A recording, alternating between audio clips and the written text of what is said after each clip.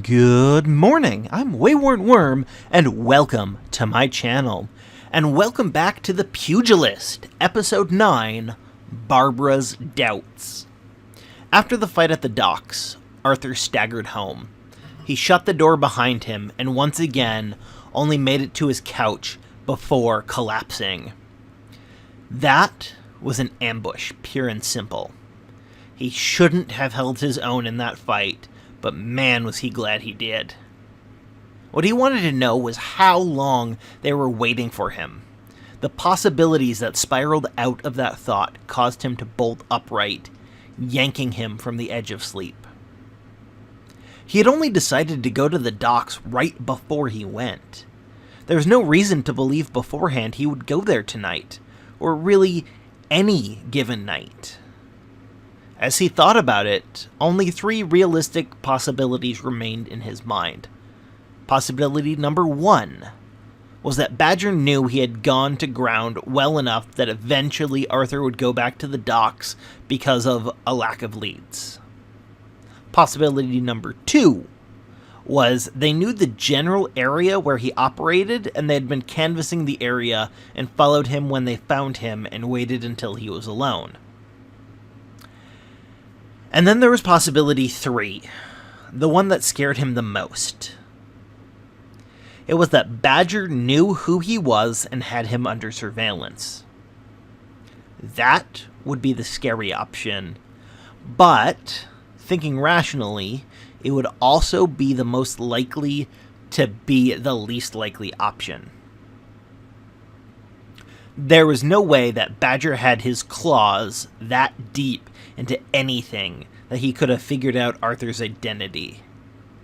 In all probability, Badger just figured that Arthur would be back to the docks and had people wait for him there. With that all settled and comforting Arthur, he sank back into his couch and fell asleep. Barbra spent her morning down at the docks, with a coffee in one hand, looking over the large crime scene that was taped off. The 8 prisoners were long gone, of course, but there were markers for where each of them were found. Other markers denoted where their weapons, mostly heavy industrial pipes, had been found. It was really hard to make sense of what happened, because there wasn't really a way to tell how things unfolded in time. They only saw the aftermath. Dave Smith walked up and stood beside her, sipping on his morning drink in silence for a few moments. Well, this is certainly a shit show. She nodded at his words. Yes it is. She turned to look at him directly. It was the pugilist again, of course. He single-handedly fought 8 men armed with pipes and 1 with a goddamn sword. And somehow he was able to call it in after the fight was over and be long gone before the first unit arrived on the scene a minute after the call.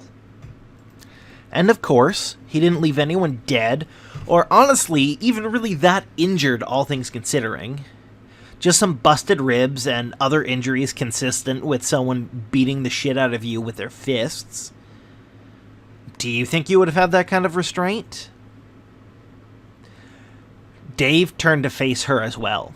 What kind of restraint? Are you saying that beating someone unconscious with your fist is restraint?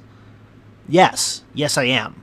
If you had 8 guys on you with heavy pipes and a sword, for fuck's sake, would you be content with punching them until you knock their lights out and then leaving, or would you slice them up and throw them in the river? Dave shrugged. I guess it'd be tempting to do that. I don't know. Barbra rolled her eyes at her partner. Of course you do, Dave. Those 8 people were trying to kill him, and he never tried to kill them. I'm sure when the detailed doctor's reports come in, they will read like all of the others. All of the injuries are consistent with someone trying to knock someone out with the least possible damage they could inflict. She held up her hands placatingly, knowing his response before he even said it. I know. There are plenty of risks of worse injuries when you punch people. They could still die and or be injured for life, but you can't tell me in his position you wouldn't be tempted to pick up one of those pipes and throw a couple of cheap shots in on those who thrashed you so seriously. Dave looked over the crime scene from where they were standing, and the whole thing ranged almost 30 yards by 10 yards. I don't know, Barbara. I know you see the good in what this guy is doing, despite breaking the law. Just look at this mess. He sent 8 people to the hospital and just left us holding the bag. And that was just last night. This guy has left several dozen people just laying out on the street for us to find. I think he's going to escalate into something worse than just beating people up soon. She went back to looking over the scene as well. If you notice, about every single one of those bodies, we have a case against them, and they are all facing charges. It might not have been obvious at the time, but each and every single one of them has ended up being a criminal. Maybe, but that doesn't give you an excuse to be judge, jury, and possibly executioner. It doesn't give anyone an excuse for that. No, but so far he hasn't done that. He's simply helped us clean up the streets. You know as well as I do, it's been hard putting a good case together to arrest anything even smacking of organized crime under this city's administration. But in the last few months, we've chipped away at some of the smaller gangs and made a dent in the drug trade in one of the worst areas of the city. She shot back at him. She was kind of done with his shit. She saw where he was coming from, and the reason they were here was because this was a crime scene in their active case against the Pugilist and his vigilantism, but the Pugilist was doing more to help them with actual problems in the city than their own department was. None of the cases the Pugilist had helped them start had gone to trial yet, but a few of them were apparently already considering guilty pleas, which might help roll up even more people. None of that seemed to matter to Dave, though. He kept looking at the Pugilist as a violent criminal whose only saving grace was he tended to target other criminals. He was sure that the Pugilist would become increasingly more violent and would murder someone soon, and from that point he would become a full-on serial killer. Barbra, on the other hand, was not so sure of that. She didn't think that the Pugilist was going to start killing because she believed Arthur when he said his motive was to help clean up the city. If he was going to murder, she believed he would have done it by now, possibly even starting out at murder. He was certainly different than the guy who was murdering members of the mob in Southside. That was for sure. She was very glad that that case didn't fall into her lap.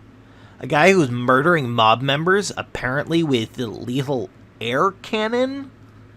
Or something similar? Even more than that, he was doing it without them being aware until it hit them, literally. There were times when that crazy asshole had apparently taken on almost a dozen mob members and picked them off one by one without any of the others knowing what was going on. No. She was glad that she had the case of the guy who punched criminals and then called the cops. That was a much better case. Arthur spent several days recovering at home. He was probably fine after the first day. They didn't manage to do too much damage to him, but he was covered in bruises. There's nothing wrong with letting your body recover after a fight, and with no leads, it wasn't like he was missing anything by not going out every night. He would be careful in the future, though. They caught him completely by surprise, and he didn't walk away just due to his actions. Luck played far too big of a role in his escape than he was comfortable with. One thing was clear, though. Badger was connected with at least some of the gangs in the city. he would have to add that to the growing file he was making on Badger. He would lay off the random searches and the busting of low-level drug dealers for a bit. He would have to go after a gang or two. Start breaking up the power hold that Badger had. If he had less muscle, then it would be easier for Arthur to go back to targeting the dealers, and Badger would be less able to replace them, and if Arthur was able to disrupt his supply enough, then Badger would have to come out to start phasing him. Best of all, Arthur knew where to start. There was an abandoned movie theater not too far away that was the hangout of one of the smaller offshoots of one of the many gangs in the area. Striking there would challenge their control over the theater district, and maybe even take some territory away from them. It would be at least a shot, at least. Thank you so much for listening to The Pugilist. It will be back in 2 weeks as Arthur decides to go to the theater. And make sure you tune in tomorrow for the Monster Manual Backward, where we discuss the wolves of Appendix A.